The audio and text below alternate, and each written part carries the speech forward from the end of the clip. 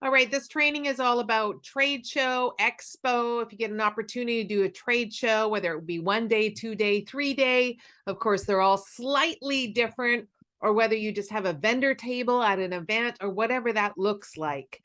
Number one, you want to ensure you're following their agreement. If they've sent you an agreement to fill out, make sure you understand all the terms and conditions, the pros and cons, and the yeses and nos that you are able to do at the event. And then once you've done that, you want to really look at your goal. What's the trade show goal? I just have some notes here. That's why I keep looking. I'm going to look down. It's very important to know the overall goal for the show that you want to attend before you do any bookings. So there are some of the goal options that you have. Number one, is it for all your products and service or only a few, selective few? You see, there's certain industries that's great to have a lot of product, and certain industries not so much. Remember one thing about having too much product: a confused mind does nothing. So you want to have enough there, but yet not too much there. Do you want to collect people's contact information? I would say, of course you do, because you never know who could be your next prospect or next great client. So absolutely, you always want to collect. Now, I wouldn't do business card draw, like classify it as a business card draw, because so many people don't have business cards today with the electronic version of connecting on phones.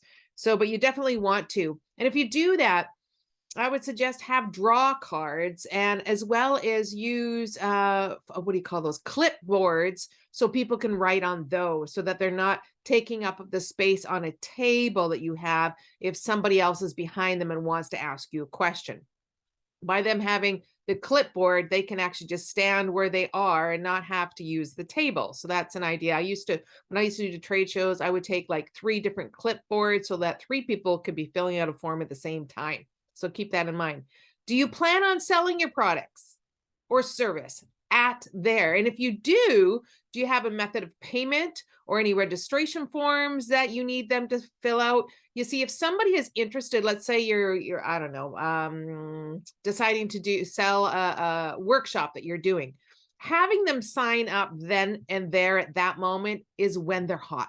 Don't allow them to go away and go, oh, I'll send you the registration form. No, get them to do it right then and there, because that's when it's hot.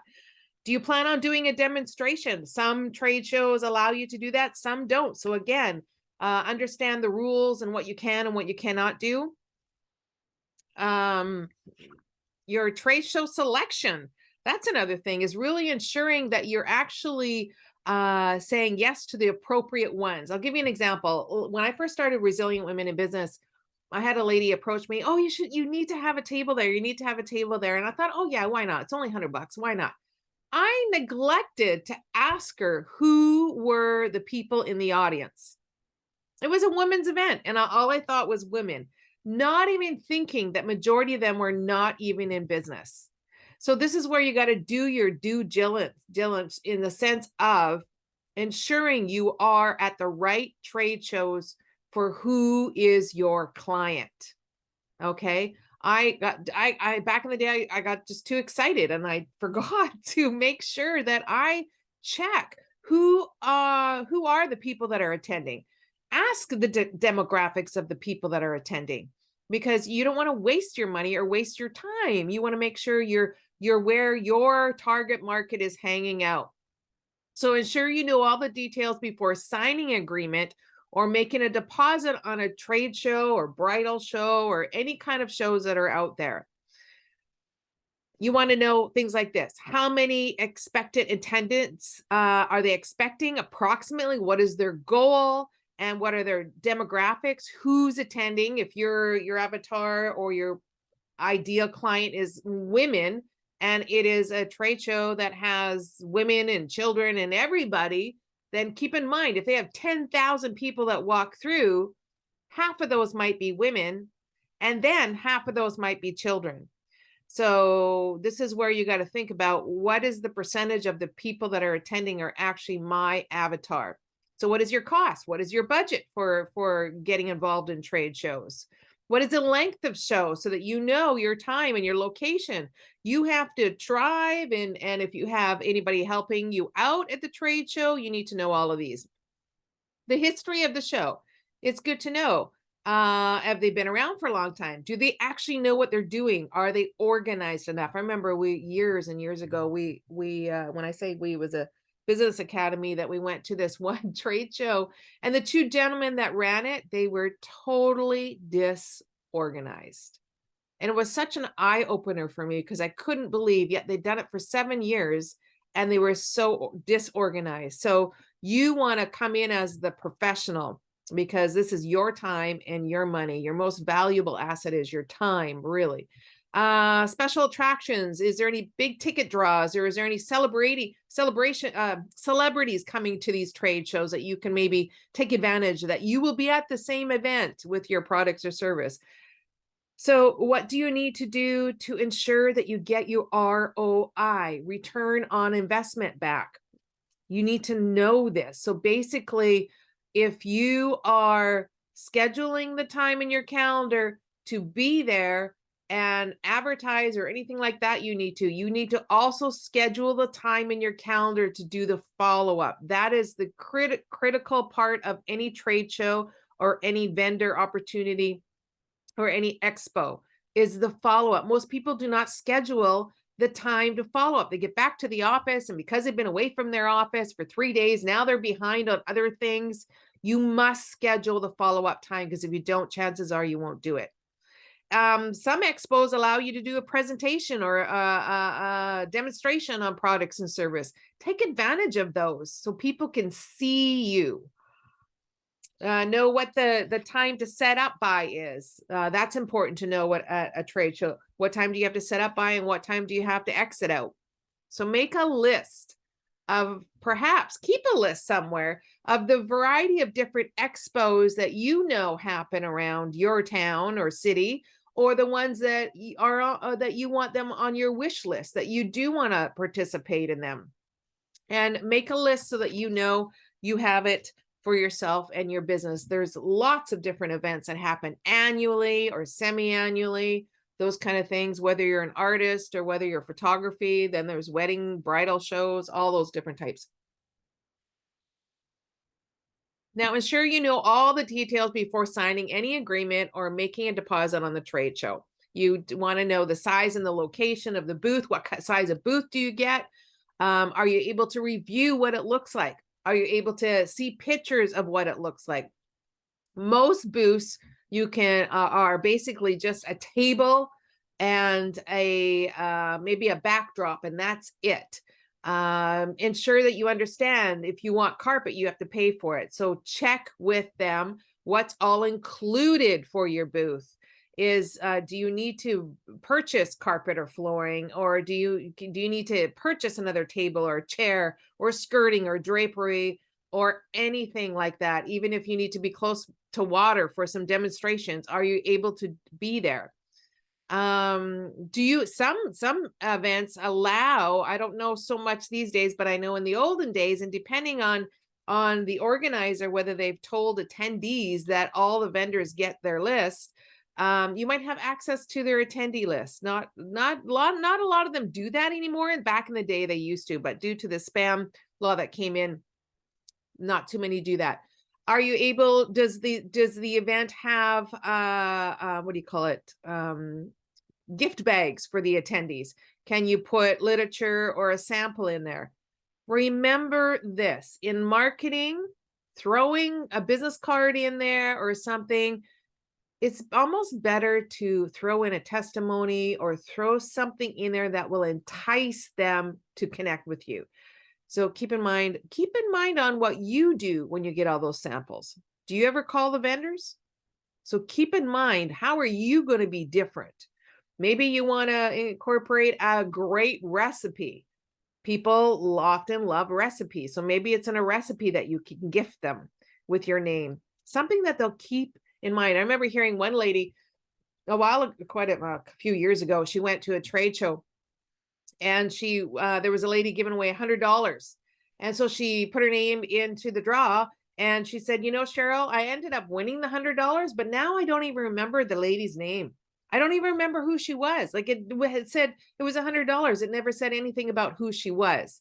So she doesn't remember that person. So there you go. It's those kind of things. You want them to remember you, and like a recipe card or something that they will use and remember is always a good thing. Let's see. Some trade shows allow you to do balloons and some don't. So these are all little things that you got to take a look at. So trade show important items to make sure you either bring or have or anything like that. Number one, planning in advance and having everything you need is great, because you don't want to go there and go, oh, now I need some tape. Oh, I need scissors. I used to carry a box that was strictly items for the trade show. Scissors, tape, so many more things to help you. So banner. Create a checklist too for yourself. Create a checklist that anytime you do an expo or a trade show, you have a checklist to ensure you have everything you need. So items like banner or brochures, business cards, business card holder, your products or service, contact label. Sometimes you want to put labels maybe on something, or draw card forms. I would always use different colors: blue, pink, yellow. And sometimes you can even if there's a big trade show and you're talking to someone and they're really interested in your products, maybe you only want to use yellow for those people so that you can identify which ones you're going to call first or follow up first. Scissors, tape, stapler. There's many times I realized I wanted a stapler, so now I include a stapler in my bin. Safety pins in case you want to hang something up on a curtain or anything. Clipboards, always, you had about 3 of those in my bins. Lighting, maybe you can put some lights around your display. So see if that's something that you want. Sometimes just a screwdriver makes a difference.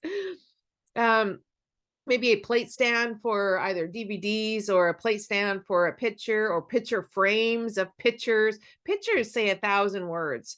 So having some pictures in your display might really attract people to come in. Plexiglass marketing or frames, ballot box with your marketing, a backboard. Sometimes you can get those ballot boxes where you could maybe have something pretty amazing to entice them to do your draws or whatnot, or a big some headline that's going to attract them to your booth. If you deal with cash, a cash box, of course, is a cash float is really important. And of course, if you are selling items, have whether it be Square or Stripe or some sort of method of payment at your booth to ensure that that is happening. Pens, always have lots of pens, because so many people walk away with pens. So make sure you have some good working pens. If you are doing products or services and you're selling something, maybe a registration form or some sort of order form if you need them to fill out. Maybe your presentation in a binder, a laptop, or have some pictures going through your laptop or notebook or something. Let's see, what else do I have? For some people, they would like to have shelving on top of their table. So it's up depending on what products and service you have.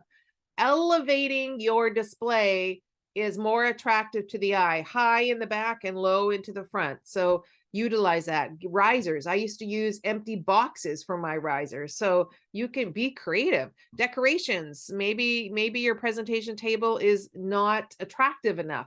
Always practice on your dining room table of what you would display. Ensure you do that. And once you've got it, yeah, I really like it, then take a picture so you know where everything is and how it's displayed. So if you need extra decorations, or maybe a vase of flowers to add color, whatever that is, put some decorations in there, but don't over clutter. Don't do too much where it's like, okay, this is too busy. You want it looking professional and clean and attractive to the eye. Let's see. Some people need flip charts or eraser board if you're in conversation, depending on what that is, or a brag book or photo album or anything like that. So those are some ideas. Keep a list of all those ideas that you want in your booth. That's for sure.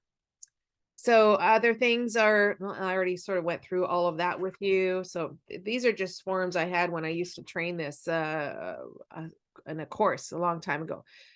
So planning, how to properly, for some booths, especially if it's a 3-day event, do you need staff or volunteers to assist you? So plan it out. Are there going to be other people that will be there for you? If you need to take a break, often it's great to do a booth or expo with 2 people so that if you have to go to the bathroom, your booth is not empty. Or if you need to go eat something, eating at your booth is not suggested. That when you're eating, you are not inviting people to come and talk to you because they're going to like, oh, you're busy eating or you're busy talking. No, when somebody's walking by your booth, you do not want to start a conversation with the person that you're at the booth with. You want to end that conversation and make that a rule. Okay, we're here together. And yes, there's going to be times we're going to talk together. But when people, if it's quiet, great. If people are walking by, no talking with each other. You want to entice people to come to you. And there's so many people that will have a table in front of them. Honestly, that blocks the energy between you and that person that perhaps would like to come into your booth. So it's suggested to either put your table at the back so you have room in front, and then it actually opens up the booth for people to come in instead of just the table in front, and that entices people to walk right by. So think about that for yourself. You want to entice them to come in and talk to you.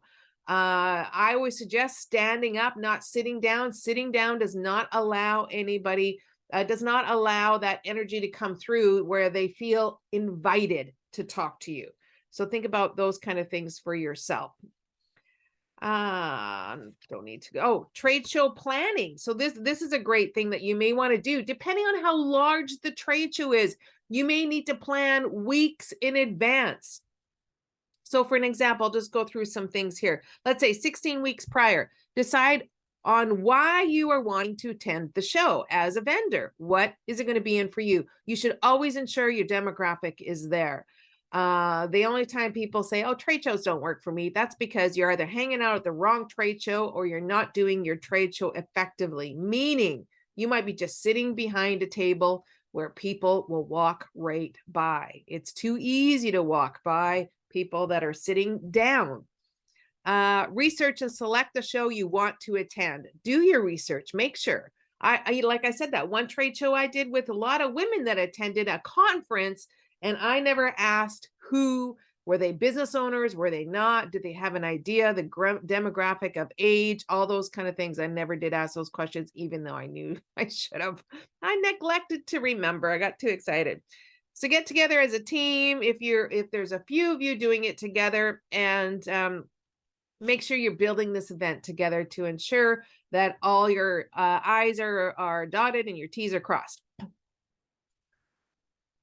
Then here's an example of 12 weeks prior to your trade show or event. Set the goals for the show. Start organizing with your team, if you have a team, and let them know the cost to attend when you first kick off your meeting.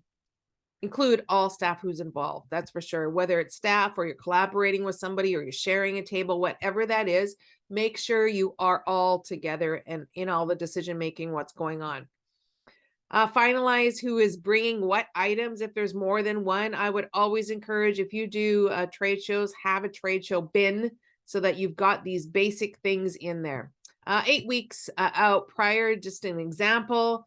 Ensure you have your entire trade show booth and service paid for and confirmed. Make sure that the event is still happening, that didn't get canceled or postponed for any reason. Planning and coordination. Finalize with all staff that are attending. Confirm who will be bringing what items. Finalize what booth number you have so you know exactly where to go and what time.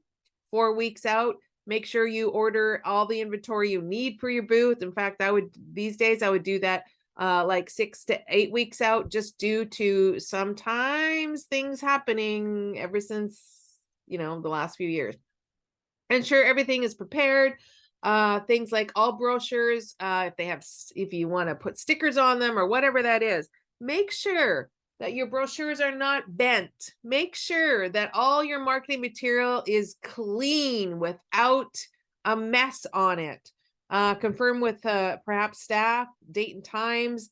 And then your trade show, really detailed planning will honestly give you great results. And not only the planning, it's also the follow-up that is the critical part of your trade show. You have to make sure you follow up and don't allow any excuses or reasons to come into your mind of not to do that. So make sure that you absolutely do your follow-up. So you're depending on the size of the booth you have, you would want to lay it out a certain way. So let's say you have a 10 by 10.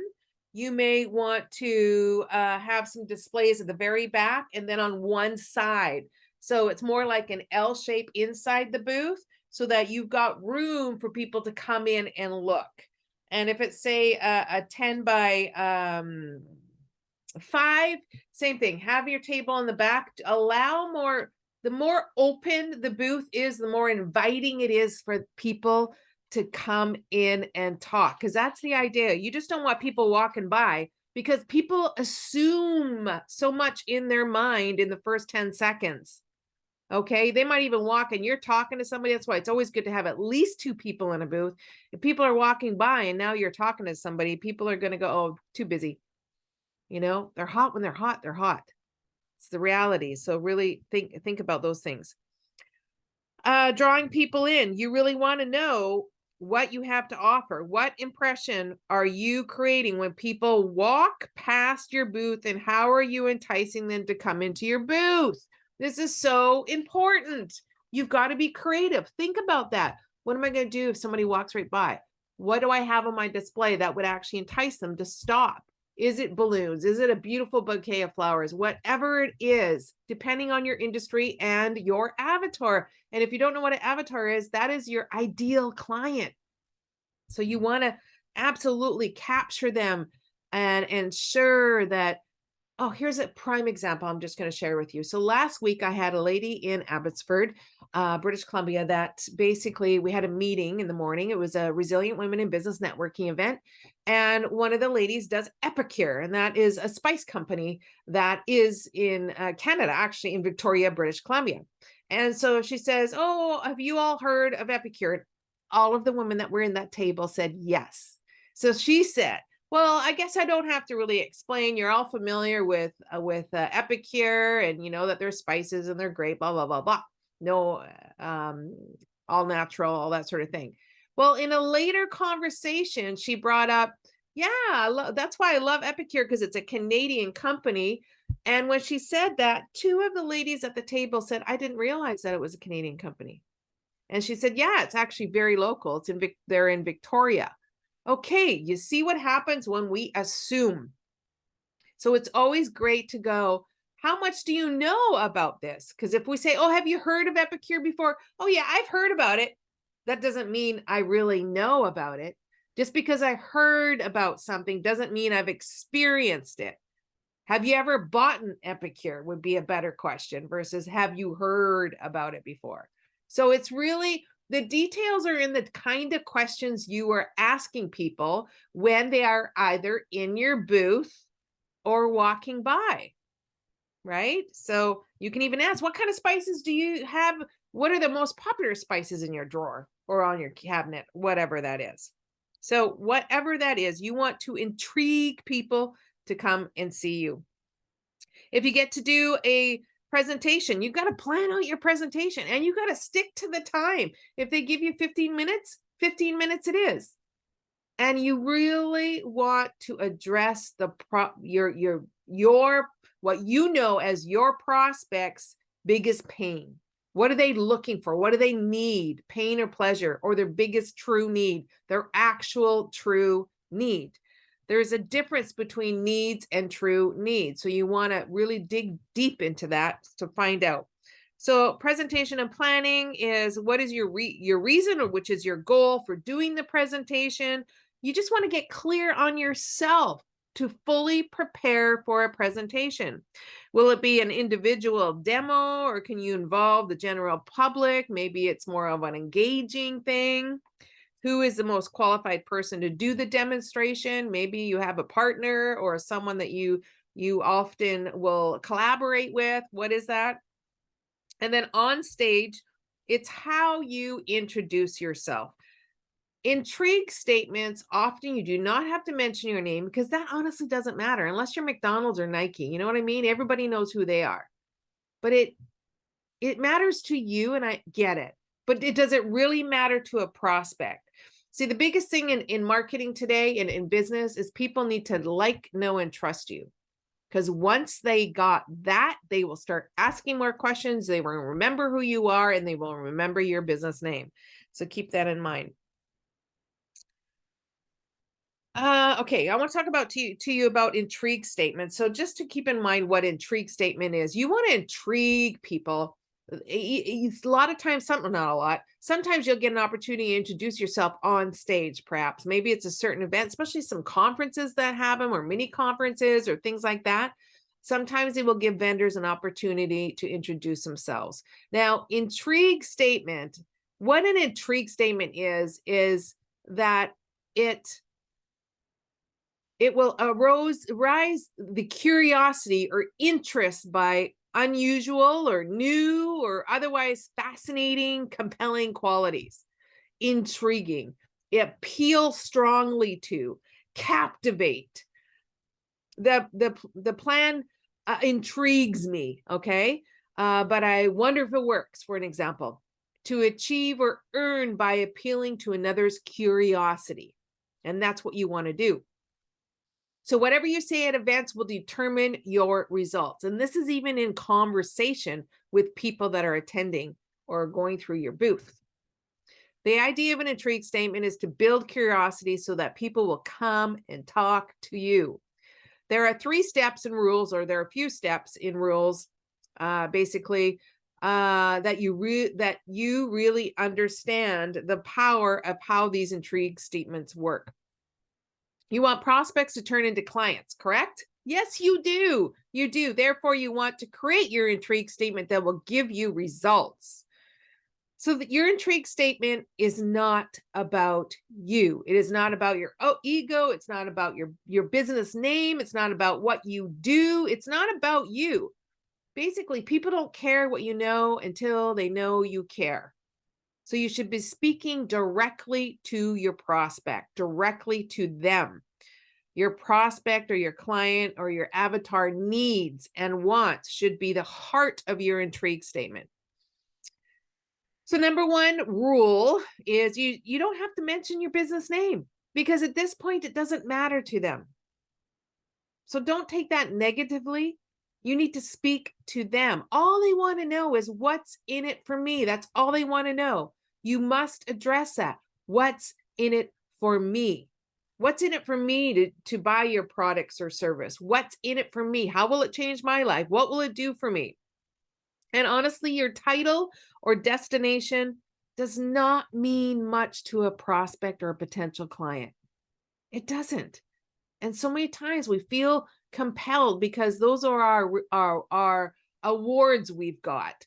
But really, a prospect, until it goes deeper in a conversation, remember, this is just at the beginning. When it goes deeper in conversation, if you're a financial advisor and they want to know that you have certain designations after your title, then yes. But at the very beginning, not necessarily. And do not wear, if you are at a mini conference or anything like that, don't wear logo appeal, because here's what happens with logo apparel, I should say, is that people judge. So when they see a RE/MAX, automatically go, oh, I already know a few RE/MAX realtors. So, or I know other realtors, and they won't come and talk to you. So be careful on wearing logo apparel when you're at certain events. Now, the reason why you don't want to mention what you do or wear logo appeal is because most people have preconceived ideas about certain industries. Okay? Certain industries. So you want them to get to know you. You are your business. You. People will pay 10% more when they like, know, and trust you. That is proven. They shop on price when there is no connection. That's the psychology of sales. When there's no connection, they will shop on price. No connection, and they don't see the value, shop on price.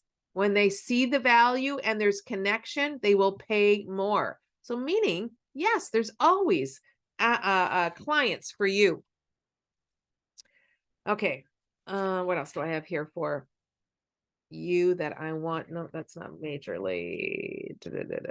Follow up is the most critical part of doing a trade show. Again, when you book the time in your calendar to do the trade show, then you also need to book the time to do your follow up in your schedule. If it's a 3-day event, you're going to know you're going to be busy. You got lots of leads. That's why it's important to actually, instead of them filling out a draw card, that you fill it out so you can remember who's who. And if you have to put little letters on top of the corner so that you know H for hot or not interested, maybe an N for no, not at all your avatar or your prospect, or underage, U for underage, whatever you want to use that you know what that means. So it's like shorthand, so that you know what those are, then take advantage of that. Because when you're at a 3-day trade show with 10,000 people walking through, you are not going to remember everybody. You're not. You're going to be exhausted after 3 days. And then you're going to go, oh, I don't remember that. It was that the person I spoke to about, and then chances are you won't even call them because of that. So ensure that all of your draw slips are filled out with first name, last name, email address, and phone number. That's how you're going to follow up with them. You don't want to follow up on just email. People get so many emails today. So you want to ensure you have their phone number. So on your hot leads, right on the back of the slip, what you learned about them. Like often when I did trade shows a lot back in the day, I would have my draw cards on a clipboard and pass them the clipboard. And often they would pass a clipboard back to me. And then I said, I'll enter your slip for you. And then I would, once I walk away, put any notes that I needed on the back of the draw slip so I wouldn't forget. Okay. If it's a bridal fair or anything, get the person's name, because a bridal often the best maid of honor will come with the bride, that sort of thing. Get all the contact details and when is the wedding date? That would be important. When is the wedding date? What's the location? So depending on what you do, follow up within 48 hours to receive from you receiving the lead. If it is a 3-day show, you'd want to follow up the lead from the first day before the show is over. That's where true success happens, because you're going to beat everybody else out there that's going to follow up with that same prospect. So if you're at a 3-day event, day 1, by day 3, you want to follow up with day 1. By day 4, when you come home, you're going to follow up with day 2. So you want to make sure you do that, because most people do not follow up within 48 hours. So you want to be the first one. You do not want to wait a week after, and then you get all your stories in your head. Oh, they won't remember me, or blah, blah. Maybe everybody's calling them. All these stories and reasons that stops us from success. So you want to ensure you put it in your calendar to do the follow-up effectively and on time, which is within 48 hours. If you have more than one of you, then maybe split up the leads, maybe even color code. If you're doing a trade show with Tammy, for an example, maybe Tammy, all her slips are green and all yours are pink, whatever it is. Have a system so it's easier at the end of the trade show to divvy out all the follow-ups or how you're going to do that follow-up. Or again, have some shorthand for you. What else do I want to say? So your marketing material, basically, keep in mind, most people don't read a lot of text. So what I mean is, when you have big words, especially at a trade show, you want less words are better and bigger font. So you want to track them in if you're using certain marketing material. Whether it be brochure, a postcard, or business cards, or maybe some testimonial sheets you can have showing what kind of testimonials you have. Headlines that target to people's pain or pleasure. That's always really good, having something that will catch their eye to come in, see you. Remember, people judge automatically in the first 10 seconds. What to wear? Definitely dress for success. What to wear? Dress for success. definitely, because, and they've done some studies. So as a woman, they've done studies. The best color for women that are selling to wear is a black skirt with, whether they're low heels or heels or whatever, and a fuchsia pink top with a black blazer. Black and pink are good for men and women to do in sales. Those are the colors for sales. So if you are selling something or even selling yourself, wear black and pink. Another color to wear for trust is blue. So blue and black, a really pretty blue top or blazer or something like that, and then black slacks or skirt. So make sure you dress for success.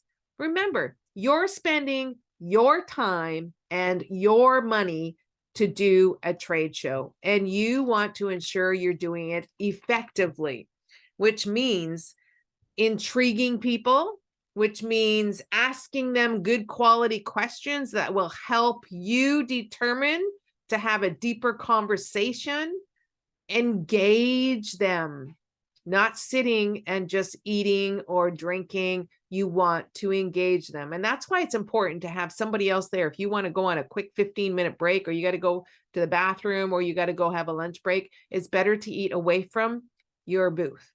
Eating food at the booth doesn't look all that professional, and people will walk right by.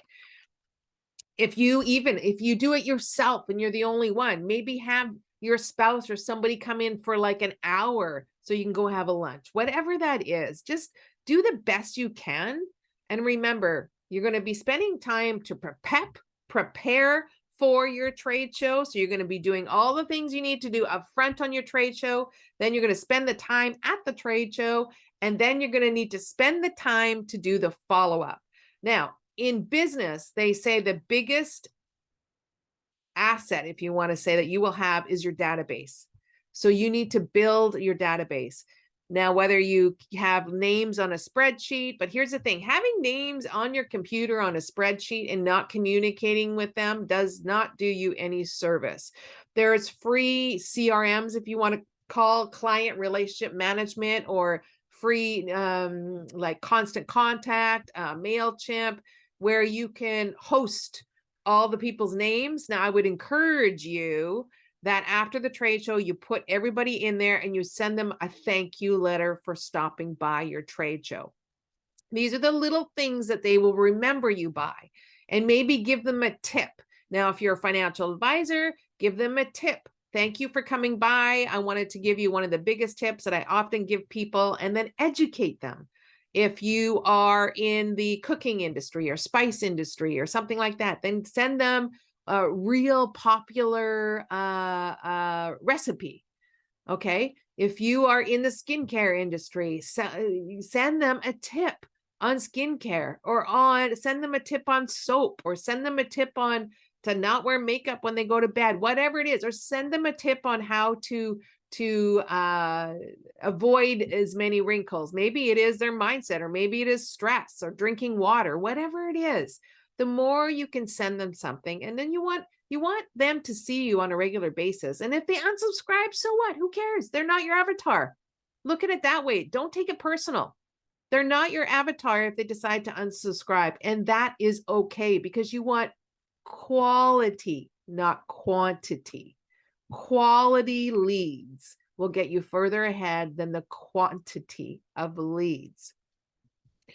So that's what I have for you. I trust that this was helpful for you, and that every trade show, sit down with yourself and have a meeting. How can I improve upon the next time I do a trade show? How can I improve upon the next time I do an expo? Is it what you're wearing? Is it how your energy is? Whatever that is, assist yourself all the time. And I would encourage yourself to take water bottles with you and write on the water bottles success, all the positive goals you want to come out of that trade show.